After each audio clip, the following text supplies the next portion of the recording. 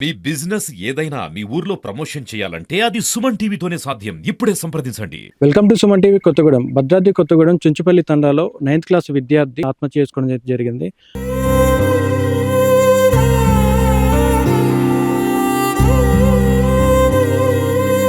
దీనికి సంబంధించిన పూర్తి వివరాల్లోకి వెళ్తే గత కొన్ని రోజులుగా తనకి ఫోన్ కాల్స్ వస్తున్నాయి. ఫోన్ కాల్స్‌తో ఇబ్బంది పెడుతున్నారు. బ్లాక్ లిస్ట్‌లో పెట్టినా గానీ తనని పదే పదే ఇబ్బంది పెట్టి భయాందోళనకు గురి చేసి దీంతో ఒక్కసారిగా చుంచుపల్లి తండా ఏదైతే ఉందో శోకసంద్రానికి అయితే గురైన పరిస్థితి అయితే ఇక్కడ కనిపిస్తుంది.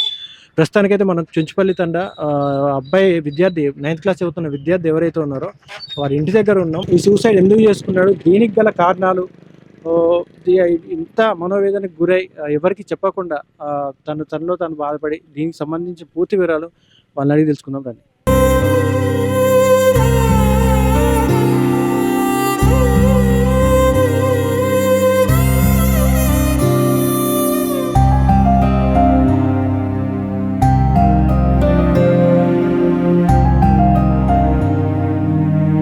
నిన్న ఎవరైతే విద్యార్థి సూసైడ్ చేసుకొని చనిపోయారో ప్రస్తుతానికైతే మనం చుంచుపల్లి తండా వాళ్ళ ఇంటి దగ్గర అయితే ఉన్నాం.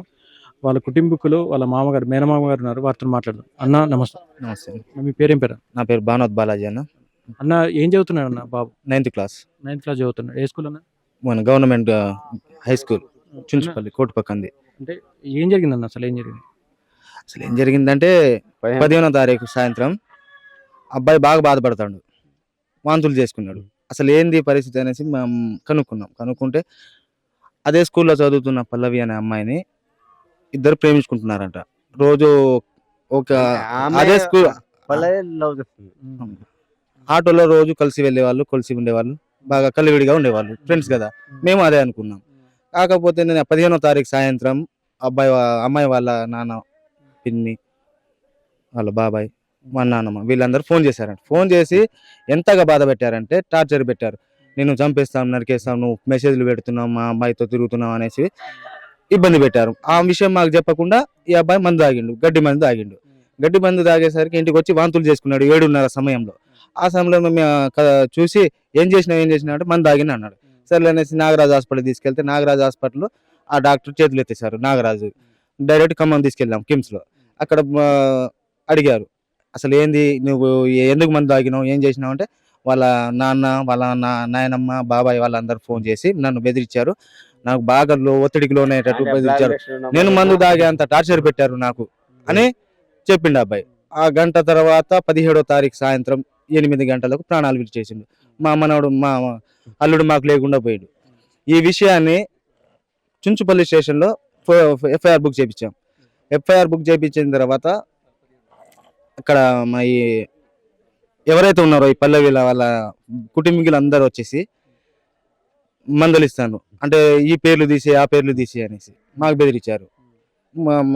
మా నాయకులు అందరూ వచ్చారు. అయినా మేము ఎక్కడ కాంప్రమైజ్ కాలేదు. మా అల్లుడికి న్యాయం జరిగేదాకా ఎక్కడ దాకా అయినా వెళ్తాం. అంటే ఇప్పుడు ఈ విద్యార్థి ఎవరైతే ఉన్నారో మీ అల్లుడు ఎన్ని రోజుల నుంచి ఇబ్బంది పెడుతున్నారన్న? దాదాపు 10 రోజుల నుంచి బాగా ఇబ్బంది పెడుతుంది. అంటే ఇంట్లో ఎప్పుడు చెప్పలేదా? ఎప్పుడు చెప్పలేదు. చెప్పడు కూడా. బాగా భయస్తుడు. ఎవరికి చెప్పరు. ఏ మాట ఉన్నా మనసులోనే ఉంచుకుంటాడు. అదే మనసులో మాట పెట్టుకొని అలా మా అందరిని విడిచేసి మా శోక సముద్రంలో ముంచేసి వెళ్ళిపోయాడు. స్కూల్లోకి వెళ్ళి కూడా ఒక రోజు బెదిరించి కొట్టారు. ఆ విషయం కూడా మాకు చెప్పలేదు. పురుగుల మందు తాగింది అంటే ఇంటి దగ్గరైనా లేకపోతే స్కూల్లో జరిగిందన్న ఇన్సిడెంట్? ఇంటికాడనే రాత్రి 7 గంటలకు మాకు తెలిసింది. మరి అంతకుముందు ఎన్ని గంటల ముందు తాగిండో తెలియదు. వాంతులు చేసేసరికి మాకు అర్థమైంది. మొత్తం మా గడ్డి మందు పచ్చగా వచ్చేసరికి వాంతుల్లో పచ్చగా వచ్చింది. అసలు ఏం జరిగింది ఏందనేసి మేము కనుక్కుంటే పురుగుల మందు తాగిందని చెప్పిండు. అంటే ఏ రోజు కూడా మీకు ఎప్పుడు ఏ రోజు కూడా చెప్పలేదు? ఏ రోజు చెప్పలేదు. మాకు చెప్పుంటే ఇక్కడ దాకా వచ్చేది కాదు. అంటే బయటకు వచ్చిన వాస్తవాలు అంటే కొంతమంది అనుకుంటుంది ఏంటంటే అబ్బాయి చాటింగ్ చేస్తుంటే ఇంట్లో వాళ్ళు మందలిస్తే ఇట్లా మనస్తాపానికి గురై చనిపోయారు అని చెప్పేసి అంటున్నారు. మాకు ఏ విషయం తెలియదు. ఇది వాళ్ళు ఫోన్ చేసేదాకా తెలియదు. వాళ్ళ పేరెంట్స్ కూడా మీతో ఎప్పుడు చెప్పలేదు. అబ్బాయినే ఒత్తిడి గురి చేశారు. నేను కొట్టేస్తాం, చంపేస్తాం, నరికేస్తాం అనేసరికి వీళ్ళు రేపు పొద్దున ఏం చేస్తారో అనేసి ఆలోచనతో అబ్బాయి పురుగుల మందు తాగిండు.